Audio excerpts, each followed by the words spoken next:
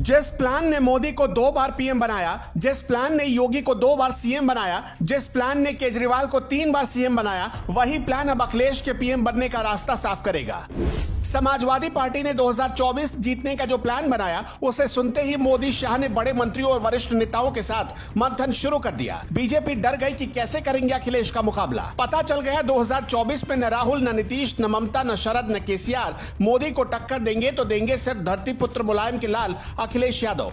अखिलेश यादव देश के उन चुनिंदा नेताओं में से एक हैं जो बीजेपी को रोकने के लिए किसी भी हद तक जाने को तैयार हैं। ये तो हम सभी जानते ही हैं। पीएम मोदी अपना दूसरा कार्यकाल भी पूरा करने वाले हैं और तीसरे के लिए तैयारियां बीजेपी ने तेज कर दी है। लेकिन यूपी के पूर्व सीएम और नेताजी के लाल अखिलेश यादव मोदी, शाह और नड्डा की टिकड़ी के सामने ढाल बनकर खड़े हो गए हैं। सपा ने अखिलेश के नेतृत्व में 2 बार यूपी विधानसभा के चुनाव में हाथ आजमाया, लेकिन दोनों ही बार हार का सामना करना पड़ा। कभी बुआ का साथ तो कभी राहुल का हाथ पकड़ने पर जब सफलता नहीं मिली तो छोटी छोटी पार्टियों को जोड़कर भी चुनौती पेश की, लेकिन वो भी काम नहीं आया। जिसके बाद अखिलेश पर सवाल उठने लगे, लेकिन अखिलेश अपने काम में जुटे रहे। इस दौरान जिसने अखिलेश पर केवल सवाल उठाए और उन्हें फेल साबित करने की कोशिश की, वो अगर इस रिपोर्ट को शुरू से लेकर अंत तक देख लेंगे तो दावा है रात भर पछताएंगे। माफ कर दो हुजूर, हमने आपको डरपोक और कायल समझा। आप तो उस तपस्या में लीन थे जिसके बाद अखिलेश को हराने के लिए किसी को भी दोबारा जन्म लेना पड़ेगा। इस जन्म में अखिलेश अपराजय ही रहेंगे। ऐसा क्यों कह रहे हैं, इसके लिए आप हमारे साथ 3 मिनट तक बने रहिए। अखिलेश कैसे बीजेपी के लिए सबसे बड़ी मुसीबत बन गए, इसे समझने के लिए आपको 2014 में चलना पड़ेगा। बीजेपी ने मोदी के नाम पर मोहर लगा दी और उन्हें प्रचार समिति का अध्यक्ष बना दिया गया। मतलब बीजेपी 2014 में लोकसभा चुनाव मोदी के नेतृत्व में लड़ रही थी। तब भारत के चुनावी सीजन में पहली बार सोशल मीडिया का जमकर इस्तेमाल किया गया। मोदी पहले ऐसे राजनेता बने जिन्होंने सोशल मीडिया की ताकत समझी और इसे अपने चुनावी अभियान का एजेंडा बना दिया। पूरा फोकस सोशल मीडिया पर ही किया गया। सोशल मीडिया के तमाम बड़े प्लेटफॉर्म पर बीजेपी ने जमकर प्रचार किया। इससे हुआ ये कि पहली बार युवाओं ने जमकर मतदान किया और युवाओं ने खुलकर पीएम मोदी के पक्ष में मतदान किया और बीजेपी पहली बार केंद्र में पूर्ण बहुमत के साथ सत्ता में आई।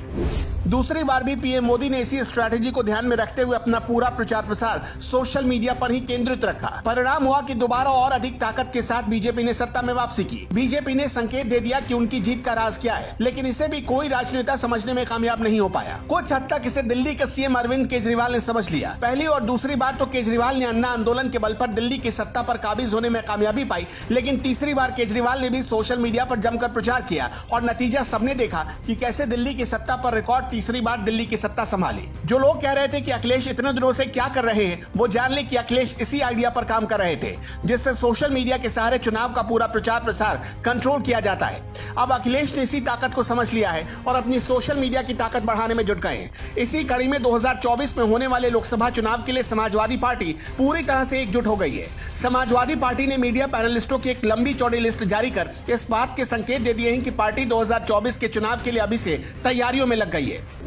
समाजवादी पार्टी की मीडिया पैनलिस्ट की यह सूची तब आई जब पार्टी ने नेताजी मुलायम सिंह यादव के निधन के बाद हुए मैनपुरी संसदीय सीट के उपचुनाव के साथ साथ मुजफ्फरनगर की खतौली विधानसभा सीट पर भी जीत हासिल की। नेताजी मुलायम सिंह यादव के निधन पर हुए मैनपुरी संसदीय सीट पर विजय पताका फहराने के बाद समाजवादी पार्टी उत्साह से बेहद लबरेज नजर आ रही है। समाजवादी पार्टी एक नई ऊर्जा के साथ प्रभावी भूमिका में आने के लिए पूरी तरह तैयार हो गई है। समाजवादी पार्टी के मीडिया पैनलिस्टों का काम समाजवादी पार्टी की नीतियों का प्रचार प्रसार social media platform YouTube, Instagram और टीवी चैनलों पर करने का रहेगा। समाजवादी पार्टी की ओर से जारी की गई लिस्ट में डॉक्टर आशुतोष वर्मा को पहले नंबर पर रखा गया है, जो देश के गिने चुने टॉप 10 शिशु रोग विशेषज्ञों में से एक हैं। राजनीति के अलावा समाज सेवा में भी उनकी गहरी रुचि है। अपने बयानों से सुर्खियों में रहने वाले अनुराग भदौरिया को भी टीम में झंका दी गई है। कभी बीजेपी के धाकड़ प्रवक्ता रहे आईपी सिंह पर भी अखिलेश यादव ने भरोसा जताया। वहीं विधान परिषद के पूर्व सदस्य सुनील साजन, मुखर्ता के साथ अपनी बात रखने वाले पश्चिमी उत्तर प्रदेश के प्रभावी नेता राजकुमार भाटी, अमित जमई, डॉक्टर राजपाल कश्यप,